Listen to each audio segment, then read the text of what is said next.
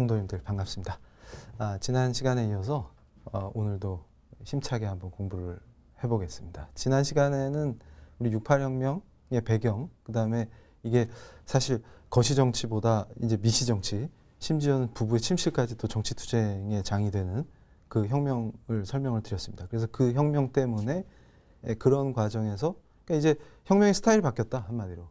뭐냐면 체제 전복과 새로운 체제의 수립, 이런 차원에서 혁명에서 이제는 생활 단계의 아주 미시적 영역, 부부의 침실, 그 다음에 학교에서의 생활, 이런 전 범위로 확산돼서 이게 아주 미시적 관점에서의 전방위 투쟁이다.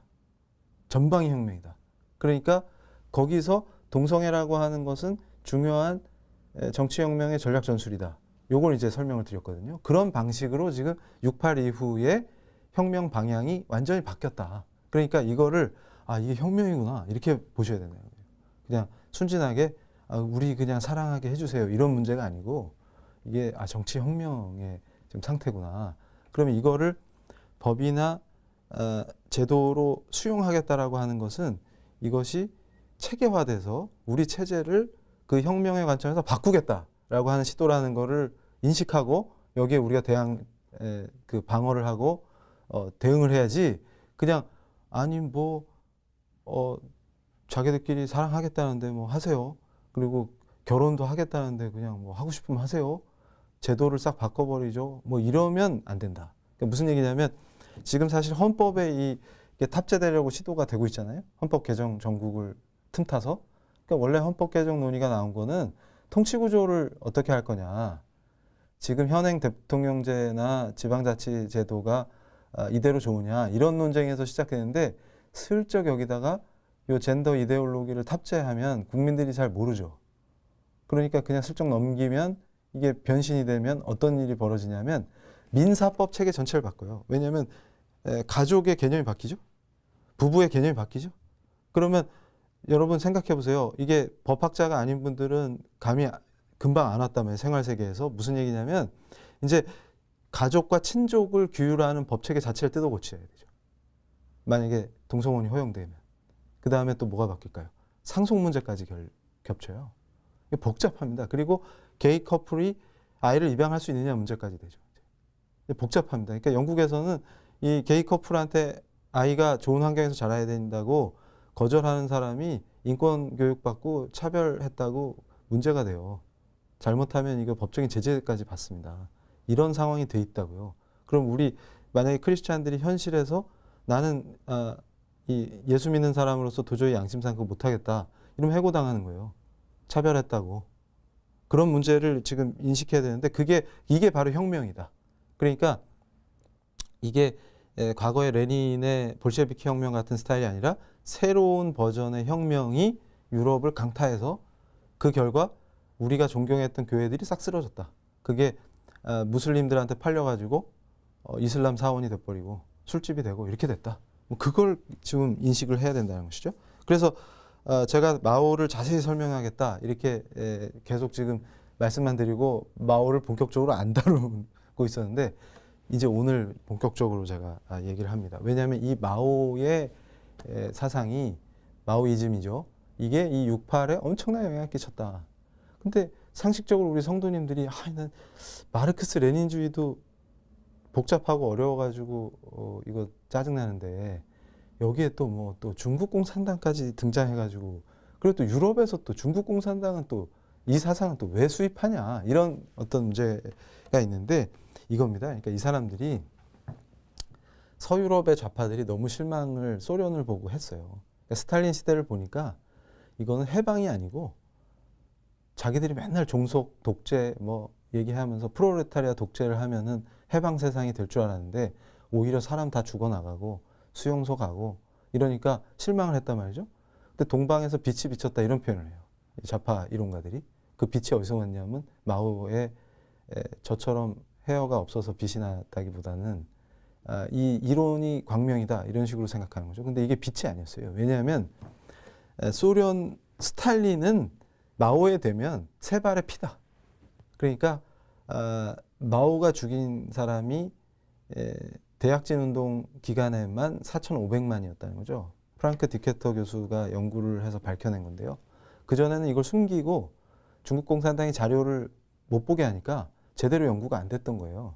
근데 프랑크 교수의 문제의식은 뭐냐면 이렇게 인류사의 치명적이고 흉악한 독재자를 왜 제대로 평가를 안 하냐. 지금 4,500만을 죽였는데 지금 인류사 최악의 독재자 아닙니까 지금. 근데 이걸 존경한다고 얘기하는 정치 지도자가 있어요. 한국에. 있었어요. 찾아보세요. 검색 정보화 시대니까. 제가 이걸 여기서 밝히면 큰일 납니다. 또 시달리니까 우리 성도님들이 직접 찾아보세요. 그런데 그래도 괜찮냐? 그러면 괜찮은 나라죠. 지금 현재 대한민국이. 그래서 제가 위험하다고 보는 거예요. 그런데 보세요. 이 6.8혁명이 어떤 구조에서 마오이즘이 탑재가 되고 영향을 끼치게 되느냐. 근데 일단 문화 대혁명이라는 게 뭐가 있냐면 이게 이들이 얘기한 아름다운 노동자 농민의 세계, 인민공화국이 이 사회생활, 정치생활 이거를 지배하는데 문화 대혁명이라는 이름으로 10년 있어요. 그러니까 공식적으로는 66년 5월부터 76년 10월까지. 근데 이 기간이 모리스 마이스너라고 하는 이제 중국 전문가는 뭐라고 평가하냐면 이거는 역사의 대재앙이다. 이렇게 표현합니다. 근데 이 앞에 이미 대약진 운동이라는 걸 했어요. 근데 이게 뭐냐면 58년에서 62년 사이에 중국이 생지옥이 되는 기간이다. 이게 마오의 통치였죠. 그래서 대약진 운동을 해놓고 4,500만이 죽었는데 회개를 하고 반성을 하는 게 아니라 이 문화대혁명을 일으켜서 자기 권력을 더 강화시켜버려요. 그러니까 지금 이 공산당들의 특징이 뭐냐면 스탈린도 그렇고 마오도 그렇고 김일성도 그렇고 자기를 우상화해갖고 자기를 신격화시키는데 몸부림을 쳐요. 그러니까 이 사실 문화대혁명이라는 게 중국에서는 어떤 관점이었냐면 그냥 권력 투쟁이었어요. 그러니까 대약진 운동으로 4,500만이 죽으니까 제정신 가진 사람이면 이 정치가 잘못됐다고 비판할 거 아닙니까?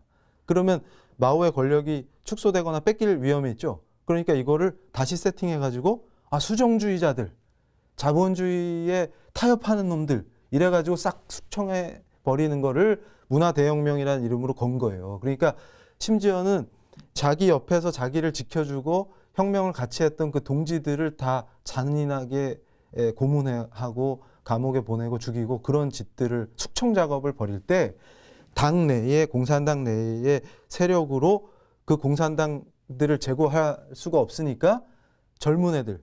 근데 제가 자료를 보다 깜짝 놀랐는데 10살이 안 된 애들까지도 홍위병으로 만들어가지고 이 젊은이들이 그 공산당 지휘부의 대포를 쏘게끔 만드는 거예요. 그래서 다 죽여버리는 거죠. 그리고 자기 선생님을 죽창으로 찌르게 하고 그래서 중국 사회 전체가 미쳐 돌아가는 판을 만드는데 그 결과는 뭐냐? 자기 독재 강화예요. 자기 권력 강화고. 그러면 이제 홍위병들이 젊은 사람들이 그렇게 미쳐서 날뛰니까 무슨 일이 벌어지냐면 당신에게 혁명적 조치를 취하러 왔어. 이러고 딱 나타나면 무자비한 폭력을 써버리는 거예요. 그러니까 이게 무슨 얘기냐면 이 막스레닌주의 계열의 이 공산당들이 무서운 이유는 예전에 파리가 한번 해방구가 된 적이 있어요. 그걸 파리 커뮤니라고 그러는데 이게 왜 실패했냐 이럴 때 적들에게 적절한 폭력을 가하지 않았기 때문이다. 이렇게 얘기해요. 레닌이 얘기하는 게 뭐냐면 프로레타리아 독재 기간에 확실하게 폭력을 행사해서 적들을 멸절시켜야 제대로 된 혁명이 된다 이거예요. 그러니까 이 사람들이 갖고 있는 이 폭력성이 굉장히 위험하죠. 그래서 제가 얘기하는 게 지금 한국에서 인기 끌고 있는 슬라보의 지젝이라는 동구권 철학자가 있어요. 근데 이 사람을 지금 한국의 좌파 학자들이 거짓말해서 수입하는 게 KBS에까지 출연해가지고 뭐라고 거짓말을 하면 여러분 찾아보세요. 또 그것도 검색이 다 돼요. 자유주의 진영 안에서 자유주의의 문제점을 비판하는 학자 이렇게 소개를 해요. 근데 지젝이 뭐라고 했냐면 레닌이 얘기한 진리 정치를 실현해라 이거예요. 그러니까 유럽에 앉아서 편안한 대학 강단에서 자본주의 비판하는 걸로 안 되고 행동에 옮겨라고요. 그러면서 폭력은 우리 혁명의 핵심 아니냐 이렇게 설명하는 사람이에요. 그거를 한국에서 열광하고 난리지. 그리고 서울의 모 사립대학은 겸임교수로까지 위촉을 시켜놨어. 제정신들이 아닙니다. 그러니까 지젝의 철학을 공부하지 말라는 게 아니라 왜 거짓말을 하십니까? 이걸 얘기하는 거예요. 그러니까 제가 지금 이 실체를 성도님들한테 설명하면 기가 차실 거예요, 지금. 그러니까 이 68혁명과 한국의 좌파들이 어떤 관계가 있는지 또 제가 설명을 본격적으로 드릴 건데, 일단 마오를 끝내놓고 가야 되겠죠. 그러니까 이제 이 마오가 이 대약진 운동이라는 게 한마디로 얘기하면 이런 거예요. 이 마오 입장에서 획기적인 제안을 한 건데, 중국에 뭐가 있냐 했더니 사람이 많아.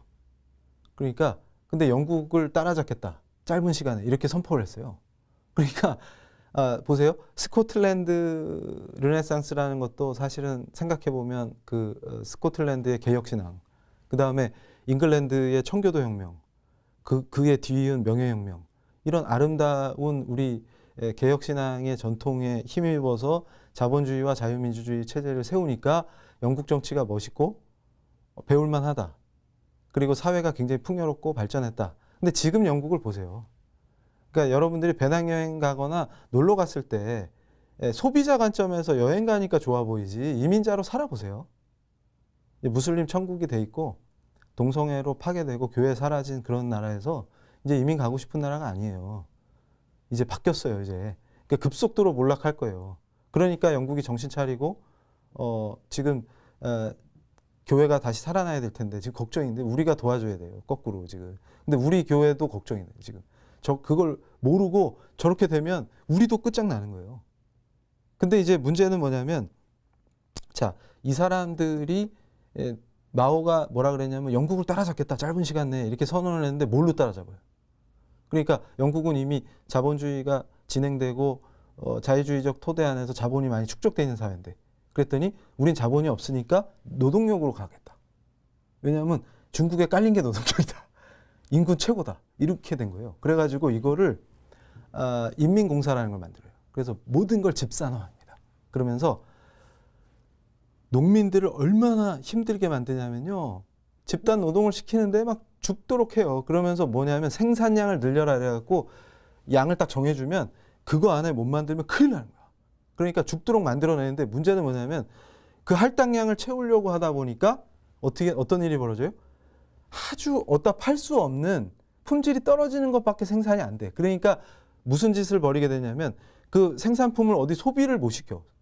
자기 내수용으로도 안 되고 수출을 어디다 해요, 그걸. 그러니까 만들어 놨는데 이게 아무 쓸모가 없는 거야. 근데 원자재는 다 써버렸잖아. 이거 만든다고. 그러니까 원자재가 고갈되고 중국의 자원이 싹 고갈돼 버리는 상황이 벌어진 거예요. 그러니까 이 나달 쪼아 먹는다고 참새 다 죽여갖고 굶어 죽은 그거는 그냥 에피소드에 불과해요. 엄청 2천만 명 가까이 굶어 죽었죠. 참새 다 죽여가지고 벌레가 창궐 하니까. 그런 바보짓들을 막 하는데 이게 무슨 얘기냐면 적재적소에, 그러니까 이 계획경제의 위험성이 뭐냐면 국가가 명령을 경제 분야에서 잘못하게 되면은 큰일 나는 겁니다. 그러니까 시장이 왜 중요하냐면 이 메커니즘이 매우 효율적으로 유한한 이 자원을 분배하는데 굉장히 중요한 메커니즘이라는 거죠. 이걸 놓치고 인간이 좋지도 않은 머리로, 마오가 뭐가 머리가 좋아요. 이상한 사람이지. 그리고 또 욕심은 얼마나 많고 시기와 질투가 얼마나 많은지, 이 사람의 특징이 또 뭐냐면 인명을 경시합니다. 그러니까 제가 얘기하는 게 이 동맹관계도요, 그런 걸 보고 해야 돼요. 이 중국 공산당의 특징이 인명 경시고 이 대약진 운동과 문화대혁명 과정에서 엄청난 인원이 학살되는 과정에서 이때 10살도 채 안 된 애들이 학살하는 걸 배우고 컸다는 거죠. 그러니까 이 경시에 대한 이게 어렸을 때부터 학습이 돼 있어요. 그래서 제가 굉장히 이걸 위험하게 봅니다. 정신 차려야 됩니다, 우리가. 제발 좀 우리 믿는 사람들부터. 근데 이런 정치를 벌인 거예요. 그러다 보니까 어떻게 됩니까? 이런 불만 세력들이 생기고 시키는 대로 안 하죠. 그럼 식량 배급을 줘요. 근데 식량을 배급하는데 이걸로 통제책이 되는 거죠. 그러니까 예를 들어서 말 안 듣는다. 그럼 식량 배급 끊어요. 그래서 굶겨 죽여버립니다. 정말 잔인하죠. 그래서 아사자, 그다음에 대놓고 학살한 사람, 그다음에 심지어는 이 공동 식당 있잖아요. 얘네들 그 인민공사 안에서. 근데 죽도록 중노동을 하니까 너무 힘들잖아요. 근데 노인들이 힘이 없으니까 국을 뜨는데 배식을 하는데 이게 늦어요. 그래서 죽여요. 국 늦게 뜬다고. 그래서 쟤는 왜 죽였니? 그러면 기분 나빠서요. 이런 상태가 되는 거예요. 그러니까 4,500만이 죽잖아요. 근데 이게 얘네들이 약속한 유토피아예요, 이게. 그러니까 제가 정확하게 말씀을 드리는 게 천막교회로 시작해서 아름다운 교회를 세운다. 여기서 중심이 예수님이시면 이 공동체가 여기서 천국을 맛보잖아요. 근데 거꾸로 마오처럼 이 자리에서 모의해갖고 혁명을 해갖고 여러분에게 유토피아를 줄게요. 이렇게 약속하면 거기가 그날부로 생지옥인 거예요. 그러니까 지금 노동자 농민 세상을 만들어준다고 해놓고 농민들을 지금 뭡니까? 국 늦게 푼다고 죽이는 그런 정신 나간 사회를 만들어 놓고 이걸 유토피아라고 하고 앉아있잖아요, 지금. 그래서 영국을 따라잡겠다고 지금. 엉뚱한데 국가 자원 다 낭비해가지고 지금 먹을 게 없게 만들어 놓고 굶겨 죽이고. 이게 뭡니까, 지금 이거를 한국의 교수라는 자들이 대학생들한테 마오는 항상 인민을 생각했던 지도자입니다. 이따위로 가르치고 책에 그렇게 써요. 그래서 서양의 막스 레닌주의하고도 차원이 다른 사상인 게 뭐냐면 백성은 하늘이라는 유교 사상까지 여기에 탑재해갖고 인간의 모순을 극복하고자 노력하면서 늘 인민의 편에 섰던 지도자. 또 큰일 날 뻔했네. 이게 잘못하면 삑삑삑 처리를 해주실 텐데 어쨌든 이런 걸 가르친다는 게 말이 됩니까? 그러면 이자가 했던 문화혁명의 핵심은 뭐냐면 인간 개조예요. 그러니까 여기서 지금 루이 알티세르라고 하는 프랑스 철학자가 이 68혁명 당시에 마오를 만나면서 이거 너무 아름답다 이래가지고 자기 이론에 탑재하면서 또 프랑스 파리에서 대학생들이 막 불지르고 시위하는 과정에서 마오 어록이 그 자리에서 막 50만 부가 팔려나가고 이런 열광을 하거든요. 그러니까 제가 그 경계하는 게 뭐냐면 혁명이면 무조건 좋다고 하는 분들 정신 차리세요. 어떤 종류의 혁명이냐, 그 혁명의 내용이 뭐고 혁명을 했을 때 어떤 결과가 벌어지냐, 이것 좀 체크하면서 열광하세요, 제발. 그러니까 이 유럽의 젊은이들이 그걸 체크를 안 한 거지. 지금 실제 마오가 하는 혁명이 66년에서 10년간 중국을 생지옥으로 만든 그때 가장 피해자가 누구였냐면 지식인들입니다. 그러니까 반지성적 대말살인데 그거를 유럽의 대학생들이 환호하면서 기뻐하고 이 유럽 파리의 대표 지식인인 루이 알티세르 박사가 그걸 자기 이론에 수용하는 이런 정신 나간 역사가 펼쳐지는데 과연 그게 왜 그러냐 했더니 마오의 문화혁명을 68의 정신으로 수용할 때 제일 주목한 문구가 있어요. 뭐냐면 존재가 의식을 창출하지 않고 의식이 정치적 행동을 매개로 존재를 각인한다. 이렇게 얘기해요. 근데 이게 무슨 말인지 모르겠죠. 그러니까 이게 뭐냐면 제가 쉽게 설명을 드리면 과거의 막스 레닌주의자들은 어떻게 얘기했냐면 생산수단을 사유화한 것을 사회적 관점의 소유로 변신시키면 이게 혁명 1단계의 성공이잖아요. 그래서 제가 지금 굉장히 비판적인 게 뭐냐면 아니 기업한테 국가가 명령하고 이런 짓 하면 안 돼요. 이게 마오가 했던 짓하고 비슷한 짓이에요. 또 이 세게 나가면 안 되는데. 그래서 여기서 정신을 차리고 자, 그러니까 무슨 얘기냐면 존재가 그러니까 유물론적 사유를 생각해 보면 물질이 사람의 의식을 좌지우지한다는 거죠. 이 기본 패턴이. 그리고 반대로 내 의식이 물질에 의해서 컨트롤되죠. 근데 마오가 한 얘기는 뭐예요? 이 의식이 정치적 행동을 만들고 이게 존재를 규정해버린다 이 말이에요. 그러니까 인간이 개조돼야 혁명이 성공하지 체제만 바꾼다고 되는 게 아니야. 그다음에 생산수단을 사회적 소유로 바꾼다고 사적 소유를 폐지하고 사회적으로 생산수단을 소유하는 걸로 혁명이 완성되는 게 아니라 그 인간이 개조되지 않는데 어떻게 혁명이 성공해. 그 얘기예요. 그러니까 막스 레닌주의적인 관점에서 더 나간 거지. 뭐냐면 체제만 바꾸면 안 되고 사람을 바꾸지, 사람을. 그러니까 어떻게 해요? 예를 들어서 커피 좋아하는 교수를 죽여요. 왜 죽이냐?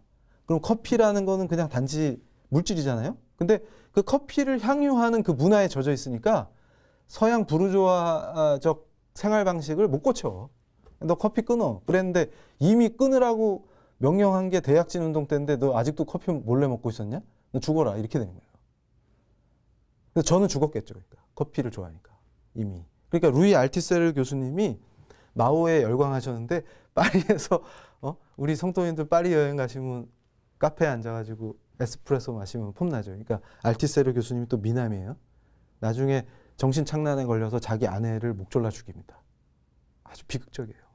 근데 이분이 이제 쌍송을 딱 들으면서 이렇게 다리 꼬고 에스프레소 마시면 멋있어 보일 거 아니에요? 그러면서 마오가 멋있어. 내 이론의 수용해야지. 이러는데 그대로 베이징에 가서 마오 당시 66년 가을에 그런 짓 했다가는 그냥 죽는 거예요. 이해가 되세요? 그러니까 뭘 알고 좋아하라 그 말이에요. 지금 제발 좀. 그러면 알티세르가 이걸 받아들여 가지고 원래 알티세르가 이데올로기 이론의 대가입니다. 그러니까 아까 제 지난 시간에 말씀드린 것처럼 여기 우리 PD님들 쇠뇌당해 갖고 있지도 않은 하나님 있다고 주장하는 교회에 속아서 착취당하고 CTS 경영진으로부터 피가 빨리고 있는데 그렇게 되는 이유가 잘 보세요. 이 근대적인 인간은 이 내가 주체잖아요. 데카르트 생각해 보세요. 나는 생각한다, 고로 존재한다. 그 관점에서 생각하는 내가 그 의식의 주체잖아. 그래서 내가 이성적인 존재로서 합리적 결정을 하고 이렇게 산다고 생각했는데 알티세르가 웃기지 마라. 너는 이데올로기에 의해서 움직이고 있는 자였다. 그래서 이걸 이데올로기의 호명 이렇게 불러요. 이데올로기가 너를 불러주었을 때 꽃이 되는 거죠. 너의 이름을 불러주었을 때 아무개야 그 이데올로기가 불러주는 거예요. 그러니까 뭔 얘기냐면 네가 했던 행동들이 다 이데올로기의 장난이었더라. 너라는 게 없고 네가 생각했던 그런 주체는 없고 그 주체의 핵심이 이데올로기더라. 이게 이데올로기가 무의식의 레벨에서까지 작동한다 그래요. 그러니까 굉장히 무섭죠. 근데 실제로 제가 볼 때 예를 들어서 우리가 신앙인이 힘이 없어지는 이유가 아니 성경 공부를 밑줄 치고 그 사람 이름 외우는 걸로 하니까 힘이 없어요. 성경에 나온 인물 이름 많이 외워서 뭐 할 건데. 하지 말라는 얘기가 아니라 이 말씀이 무의식의 레벨에서 작동되는 게 신앙이지. 그러니까 이게 보세요. 빨치산도 순교를 하잖아요. 이념 때문에. 그러니까 이 친구들을 움직이는 동인이 여기 무의식의 레벨까지 작동하는 게 이데올로기 맞다니까요. 근데 신앙인이 내 신앙은 의식 단계에서 머물러 이러면 이게 반사적으로 이게 나오잖아요. 그러니까 제 얘기가 뭐냐면 어떻게 신앙인의 삶이 분리돼요. 삶과. 개혁주의가 아니지 그게. 그러니까 제가 경험한 게 회심하면서 제 언어가 바뀌어 버리더라고요. 신기하죠. 그러니까 말투가 바뀌어요. 그리고 제가 잘 쓰던 말들이 사라지더라고. 그 다음에 친구가 바뀌죠. 그러니까 새로 다 세팅이 되는 거예요. 이해가 되십니까? 이런 상태예요. 그러니까 무슨 얘기냐면 이게 무시무시하는데 알티세르가 그걸 잘 지적한 거예요. 사실은. 그러니까 근데 이제 검찰, 군대 이런 국가기관들 있죠? 권력기관들 이런 것만 그 이데올로기를 수호하는 이데올로기 수호기관이 아니고 더 이데올로기를 강화시키는 기관들이 있는데 제일 위험하고 센 놈이 교회고 학교고 이런 식으로 설명해요. 이해가 되시죠? 그러니까 교회에서 세뇌시키고 학교 와서 공교육 체제 안에서 순종하는 애들로 세뇌시키고 그 다음에 미디어, 가정 이런 것들이 중요한 세뇌 기관이에요. 왜냐하면 믿는 집안에 태어나서 엄마 아버지가 아버지 장로고 엄마 권사님이면 날 때부터 세뇌되는 거잖아. 이게 교회 나가야 되고 이렇게 되니까 요걸 얘들이 제일 무서워한다. 그러니까 요 이데올로기를 구축하고 강화하는 기관이 바로 이데올로기 강화 기관이니까. 그러니까 보세요. 자, 종교계 사립학교를 왜 좌파들이 공격합니까? 해체시키고 싶어가지고. 그리고 교육 영역에서 종교색을 빼게끔 하려고. 사립학교인데도. 왜 공격할까요? 이데올로기 이론이잖아. 그러니까 이게 어릴 때 이미 그게 복음이 들어가서 얘를 잡아버리면 자기들이 획득이 안 돼. 그러면 혁명을 못 하는 거죠. 거꾸로 얘네들이 진해 사상을 먼저 주입하면 복음이 잘 안 들어간다는 거예요. 그러니까 마오가 복음을 허용했었겠습니까? 중국에? 왜? 그러니까 상극이지. 그러니까 복음이 들어가서 중국이 변화되느냐, 자기들 혁명을 하기 위해서 철저하게 복음을 막느냐, 이 문제예요. 근데 복음이 들어가면 큰일 나지. 왜냐하면 얘네들이 원하는 세상은 안 되지. 복음이 들어가 버리면 순교하면서 저항해 버리는데. 이제 이 영적 전쟁의 실체가 보이십니까? 이제 슬슬. 그러니까 어떻게 되냐면 이 알티세르가 이 철학적인 측면에서 이데올로기 투쟁과 이데올로기 이론을 구성할 때 마오를 받아들이면서 인간을 개조하려면 어떻게 돼요? 이 이데올로기를 해체해버려요. 그러니까 이데올로기 강화 기관을 다 공격하는. 방식으로 가는 거죠. 근데 이때 가장 효과적인 전략 전술이 뭐라고요? 동성애를 앞세우니까 싹 쓰러진다. 이거를 경험적으로 체험해 버리는 거예요. 그러니까 인간개조라고 하는 마오의 그 태제가 여기서 실현돼 버리는 거죠. 그러니까 마오는 가탈이나 이쪽 계열의 좌파 철학자들이 미시 정치까지 내려와서 혁명을 얘기할 거를 마오가 점친 게 아니에요. 마오를 받아들이고 인간 개조를 하려고 하다 보니까 미시 정치가 열리는 거지. 그리고 푸코라는 또 걸출한 철학자가 여기에 또 중요한 철학적인 배경을 내놔요. 이러면서 이게 총력전이 되는데 결국은 이들이 원하는 해체의 대상이 누구냐 그러면 제가 말씀드렸던 그 프로테스탄티즘이다.